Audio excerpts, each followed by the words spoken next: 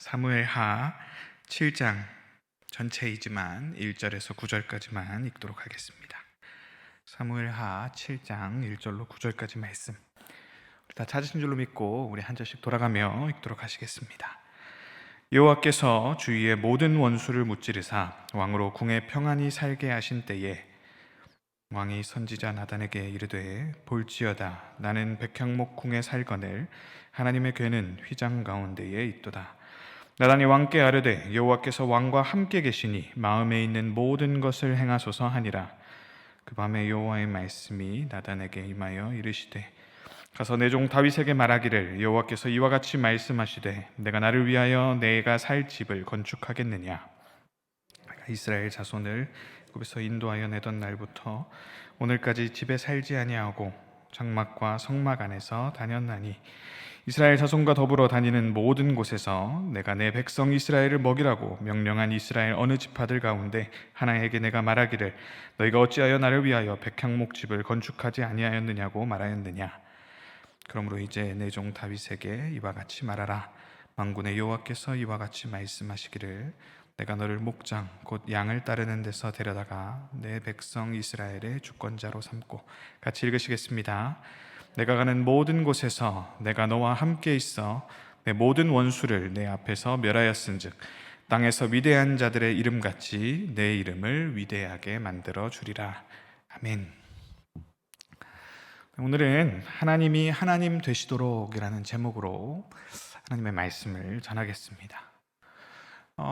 오늘 말씀의 제목인 하나님이 하나님 되시도록이라는 이 제목이 좀 도발적이지요. 그러나 당연히 우리가 본질적인 면에서 하나님을 하나님 되시도록 만드는 일은 불가능합니다. 우리가 하나님을 더 하나님처럼 만드는 일은 우리의 격을 벗어나는 그런 일입니다. 그래서 우리는 하나님께 영광을 돌리며 산다라고 이야기하지만, 우리가 하나님께 영광을 더 많이 돌린다고 해서 하나님이 원래부터 갖고 계셨던 그 영광의 총량이 늘어나는 것은 당연히 아닙니다. 그렇다면 왜 설교 시작부터 하나님이 하나님 되시도록 하자라는 이런 도발적인 언사를 던지는 걸까요? 무슨 뜻으로요? 우리 마음의 중심, 그래서 이 왕의 자리를 하나님께 온전히 내어드리자라는 의미입니다.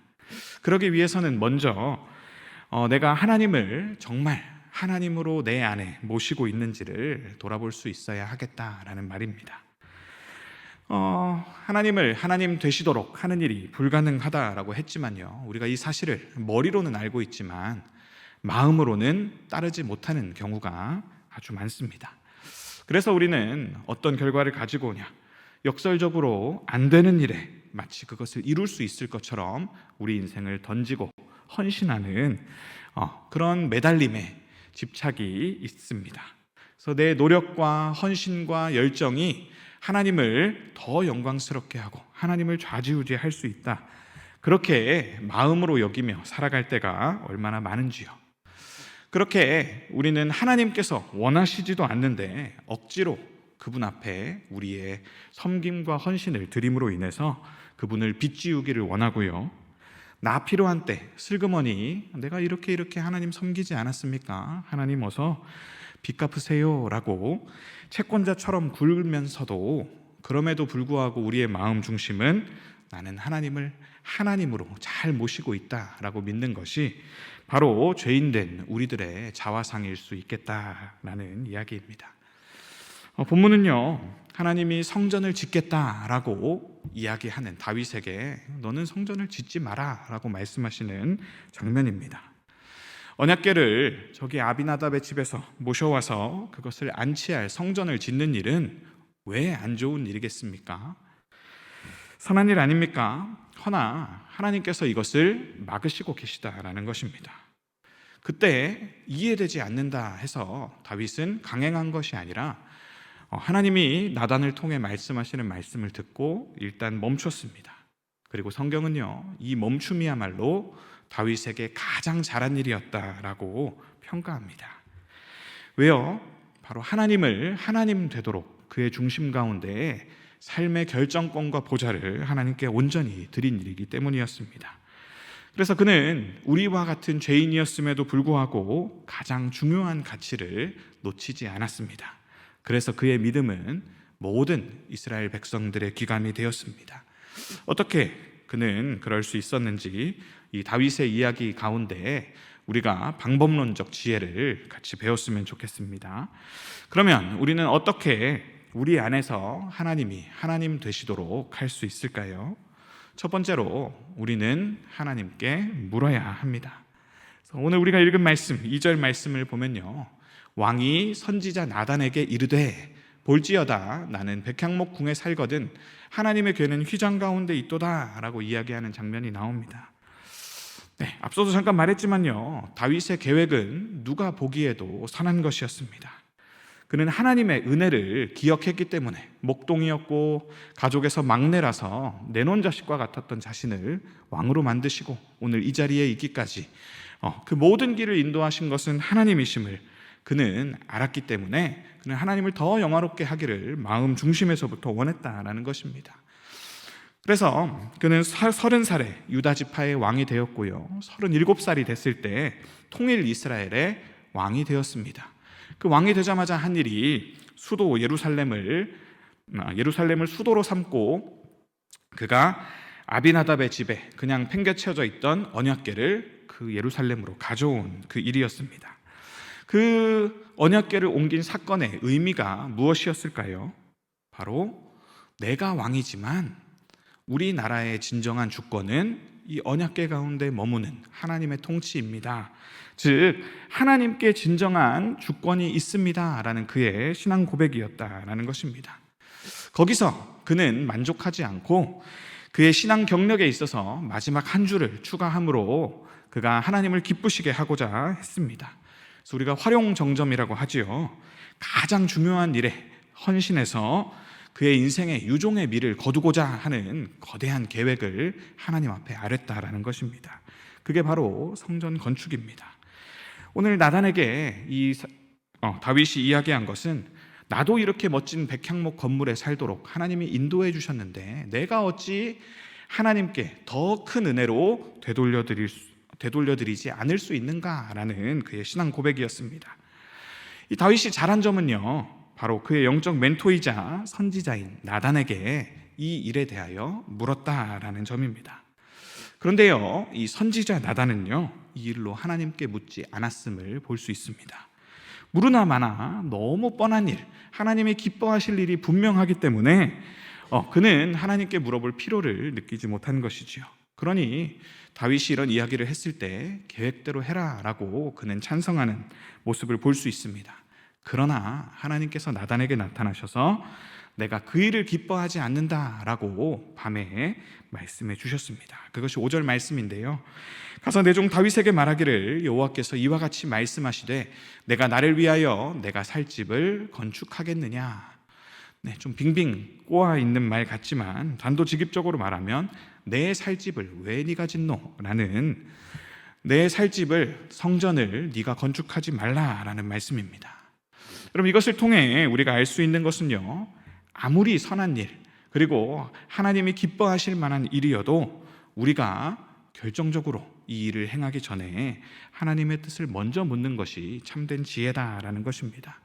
이것이 선지자가 동의할 만큼 아무리 옳고 또 내 마음의 열정이 불타오를 만큼 간절히 원하는 일일지라도 하나님이 받지 않으시면 거기에 드리는 우리의 열정과 노력과 헌신은 헛된 것이 될 뿐입니다.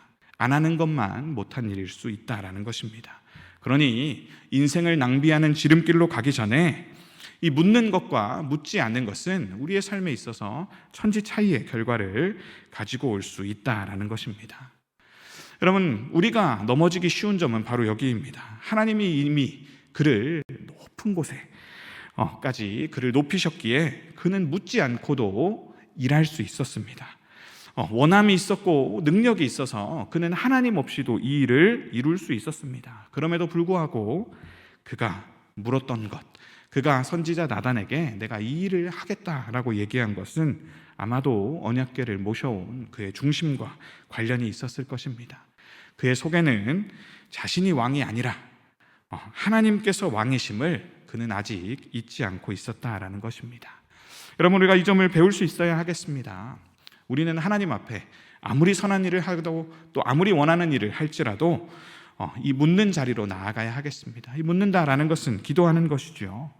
여러분, 이 기도에 있어서 가장 중요한 것은 우리가 할 말만 쏟아내는 것이 아니라 우리의 기도를 들으시는 하나님에 대한 바른 인식을 가지고 나아가는 겁니다. 그리고 그 바른 인식의 기초에서 우리가 이 바른 자세로 나아가는 것이 기도의 원칙입니다. 그러니 우리가 구하는 내용 자체에 매몰되면 그것은 실패한 기도입니다. 우리가 지금 기도를 드리고 있는 대상이 하늘에 계신 우리와 너무나 격차가 커서 이 하나님께서 주신 특권이 아니면 감히 쳐다볼 수도 없는 그러한 분이 우리를 아버지 마음으로 받아주셨기 때문에 우리가 나아갈 수 있는 것이다 라는 이 긴장감을 가지고 내가 하고 싶은 말이 아니라 그 하나님이 내 삶에 원하시는 것이 무엇인지를 물으며 겸손하게 나아가는 것, 이것을 우리가 기억해야 한다라는 것입니다. 그러니 기도의 목적은 이 하나님과의 바른 관계를 갖는 것입니다. 그것을 잊지 않는 것이 최고의 지혜임을 오늘 본문은 알려주고 있습니다. 여러분, 의도가 아무리 선하고 명분이 아무리 좋아도 상대를 고려하지 않는다면 그것은 자기 만족이고 자기 의일 뿐입니다.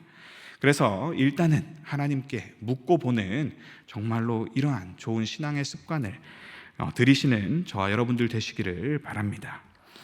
두 번째로요, 우리가 하나님이 하나님 되시도록 하기 위해서는 앉아서 들어야 한다라고 성경이 알려줍니다. 읽지는 않았지만 18절 말씀인데요, 7장 18절 말씀 우리 같이 한번 읽어볼까요? 다윗 왕이 여호와 앞에 들어가 앉아서 이르되 주 여호와여, 나는 누구이오며 내 집은 무엇이기에 나를 여기까지 이르게 하셨나이까. 네, 여러분, 다윗은 나단을 통해 하나님의 응답을 들었습니다. 그것은 네가 성전을 짓지 마라 라는 것이었습니다. 여러분, 솔직히 말해서 명분도 있고요, 능력도 있는데 선지자도 동의했지 않습니까? 그런데 하나님이 그 말씀을, 그 응답을 우리 가운데 주실 때 그 응답에 순종하는 것, 이게 정말 솔직히 어려운 일입니다. 이 성전 건축은요, 그냥 객관적으로 봤을 때 얼마나 좋은 일입니까? 사람들 보기에, 그리고 다윗도, 그리고 하나님도 빛나는 서로 윈윈 좋은 일입니다. 다윗에게는요, 이 예루살렘, 이 거룩한 하나님의 도성이 하나님께서 도장 찍은, 하나님께 인정받는 도시가 되었다라는 증거도 될 수 있고요, 세상은 이렇게 멋지게 지어진 궁전을 보며 하나님은 살아계시구나 라고 하나님을 더 찬미하게 될 것입니다. 여러분, 그러니 이 일을 한다고 해서 우리가 하나님을 얼마나 욕보이겠습니까? 라고 생각하기 쉽죠.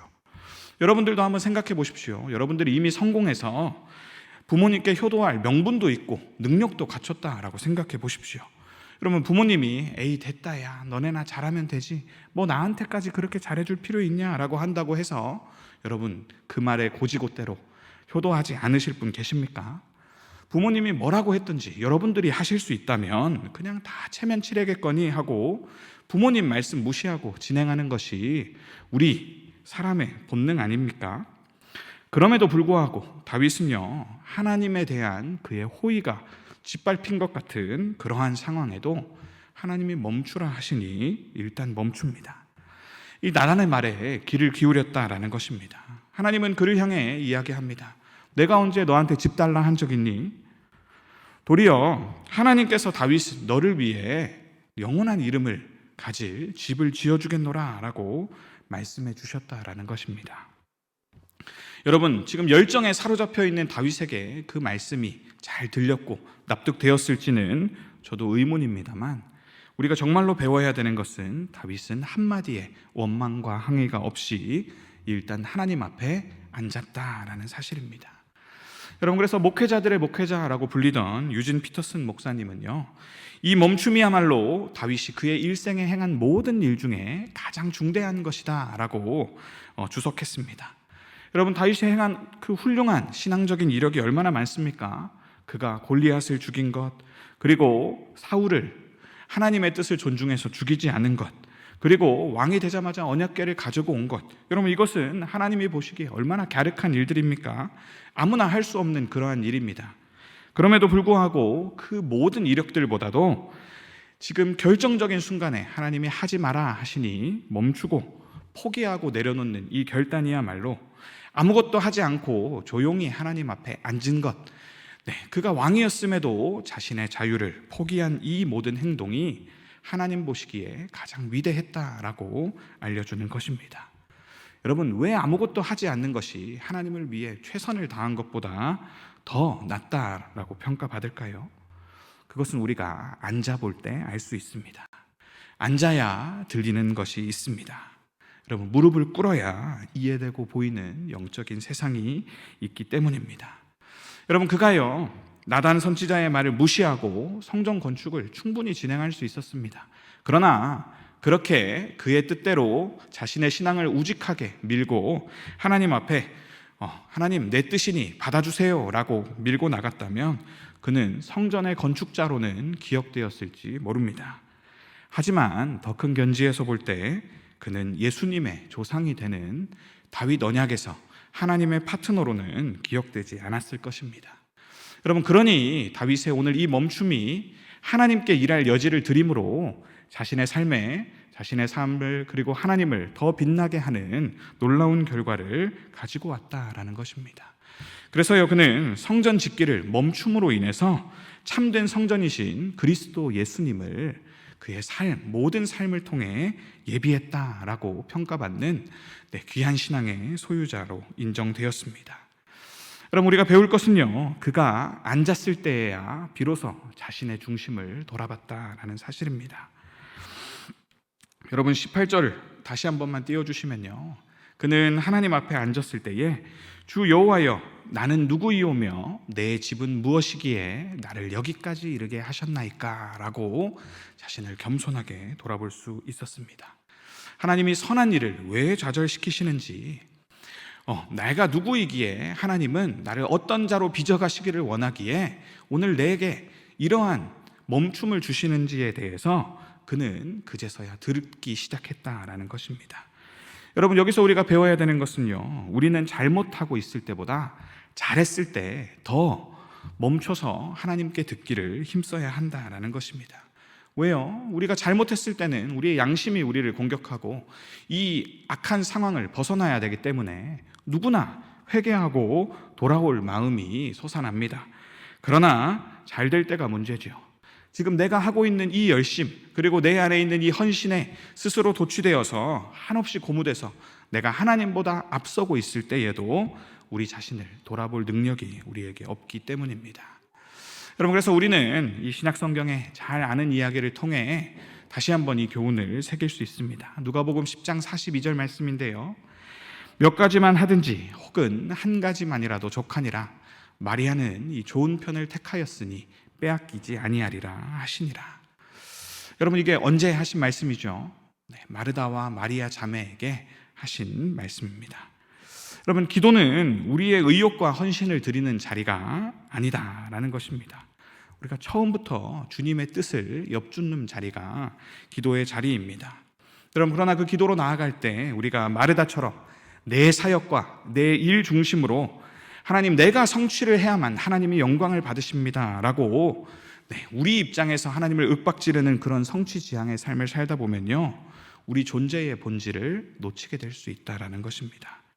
그렇게 오늘 우리 신앙이 하나님께 무엇인가 해드려야 된다, 내가 지금 하나님께 은혜를 받은 만큼 나는 갚아야만 한다, 이러한 강박에서 우리가 벗어나야 합니다.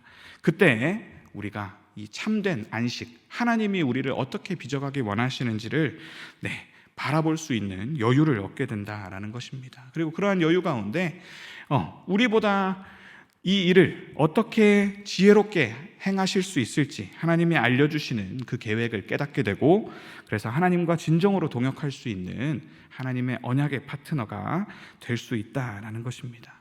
여러분, 이렇게 자기 위주 그리고 또 자기 만족의 신앙에서 벗어나려면 마리아처럼 일단 앉아서 들을 수 있는 그러한 때가 있어야 한다라고 하나님이 말씀하시는 것입니다.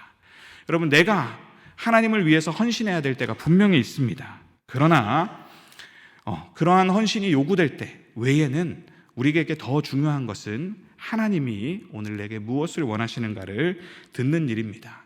이렇게 우리가 내가 지금 하고 있는 일에 주목하기보다 오늘 하나님이 나를 위해 하고 계신 일에 우리의 시선을 맞춤으로 인해서 우리의 생각보다 더 크고 놀라운 하나님의 계획에 참여하게 되는 저와 여러분들 되시기를 주님의 이름으로 축원합니다.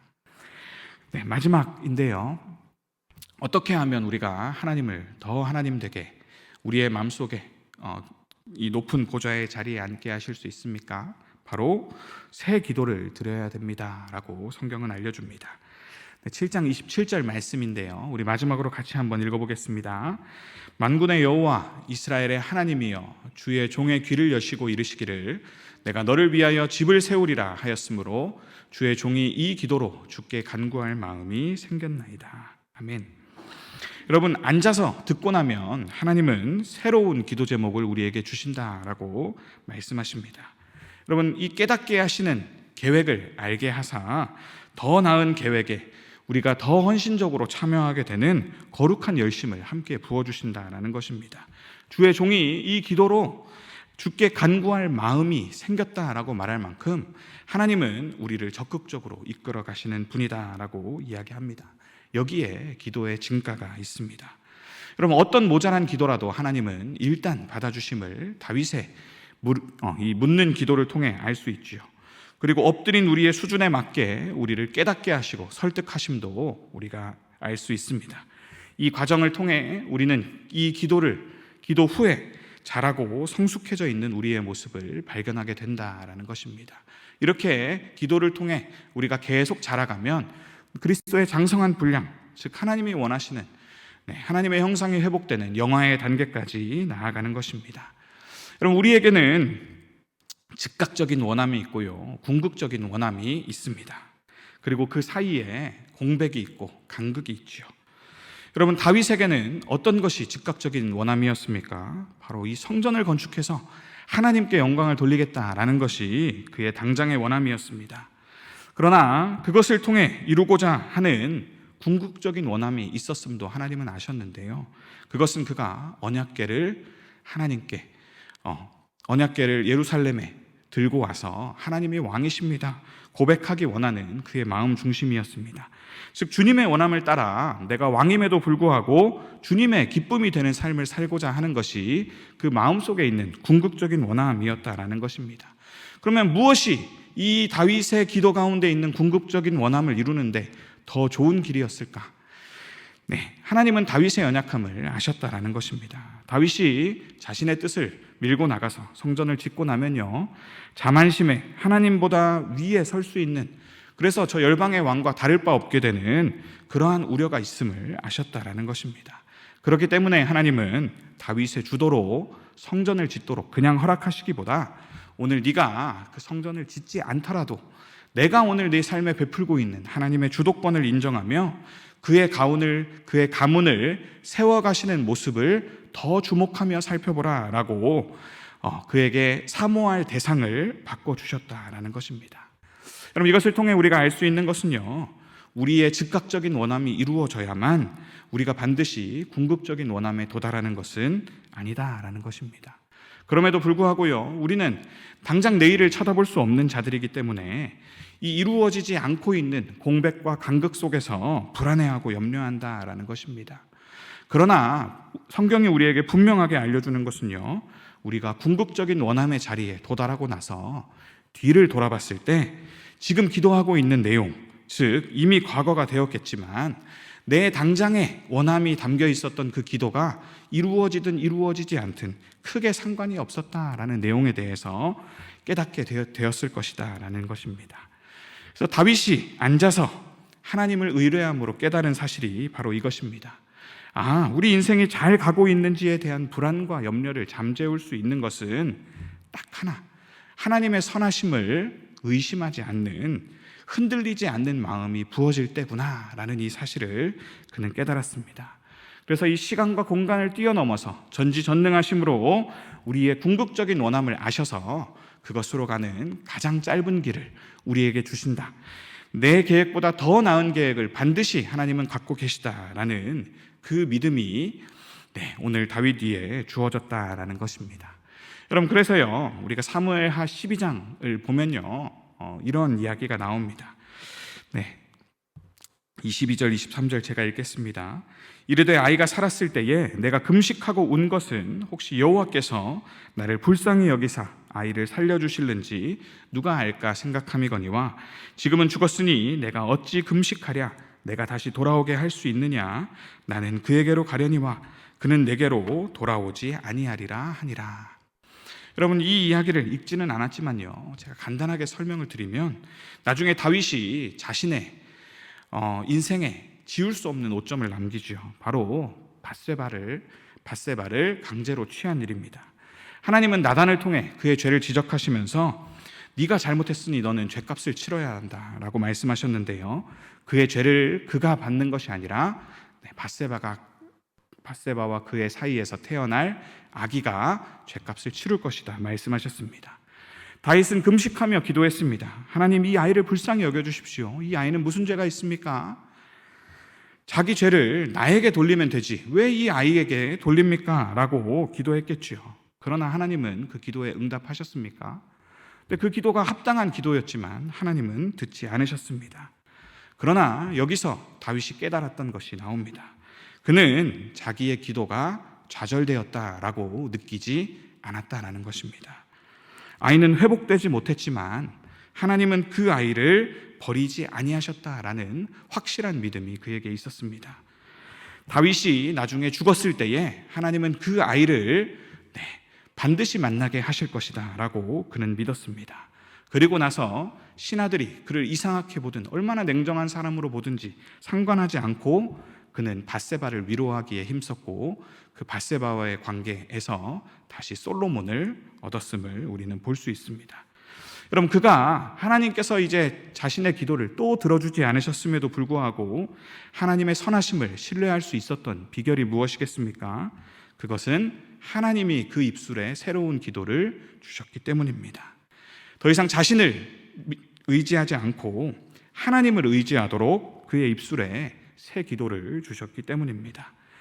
내가 내 인생의 유일한 업적으로 하나님이 원하시지도 않는데 주제도 넘게 성전을 지어서 하나님께 무엇을 해드리겠다라는 기도를 계속 드리면서 나아갔다면 하나님이 그에게 응답하지 않는 것 같을 때 그는 좌절했을 것입니다만, 그가 시선을 바꿔서 오늘 내 삶에 일하고 계신 하나님의 뜻, 내가 너의 가문을 세워간다 라는 이 사실에 주목했을 때 오늘 스스로의 잘못됨, 그리고 오늘 나의 잘못됨에도 불구하고 하나님의 약속이 그 일을 성취하여 나가심을 그는 더 선명하게 볼 수 있었기에 그는 자신의 기도가 응답되지 않아도 하나님을 더 신뢰하며 나아갈 수 있었다라는 것입니다. 정리하면요, 그는 그리 아니하실지라도 라는 이 하나님의 선하심을 신뢰하는 믿음을 배웠던 것입니다. 여러분, 이처럼요 기도는 내 뜻이 포기되고 하나님의 뜻이 드러나는 자리인 줄 믿습니다. 다윗은 기특한 마음을 가지고 하나님 앞에 앉았습니다만 하나님은 다윗이 상상하는 그 기특한 마음보다 더 큰 일을 그에게 보여주기를 원하셨습니다. 이것이 다윗이 받은 큰 복입니다. 그러므로 여러분, 오늘 여러분의 뜻이 좌절되는 것에 지나치게 낭망하지 마시기를 바랍니다. 그리고요, 오늘 하나님 앞에 우리는 최선을 다해 드리고 있는데 하나님이 내 삶에 별로 신경 쓰지 않는 것 같다라고 여기면서 하나님은 왜 나의 호의와 헌신을 받지 않으시는가 하고 하나님을 원망하지도 마시기를 바랍니다. 그럼 우리가 인간의 역사에서 배울 수 있는 것은요, 하나님보다 앞서 나간 교만은요 결국 스스로 수습할 수 없는 오점들만 더 만들어낼 뿐임을 우리가 보기 때문입니다. 그러나 우리가 주목해야 되는 점은요, 그럼에도 불구하고 오늘 나를 위해 일하시는 하나님 덕분에 이 하나님의 뜻은 영원히 선다라는 사실입니다. 여러분, 인간의 오욕, 그 역사 너머에는요 하나님의 더 큰 은혜의 역사가 함께 진행하고 있다라고 성경은 우리에게 분명히 가르쳐 줍니다. 그러므로 너희가 주목할 것은 오늘 너희 인생을 향해서 써나가는 오욕의 역사가 아니라 그 뒤에서 그 모든 것을 수습하시며 그 모든 악한 것을 선으로 합력하여 이루시는 그 하나님의 일하심이다라는 것입니다. 여러분, 그것을 바라보는 자리가 바로 기도의 자리다라는 것입니다.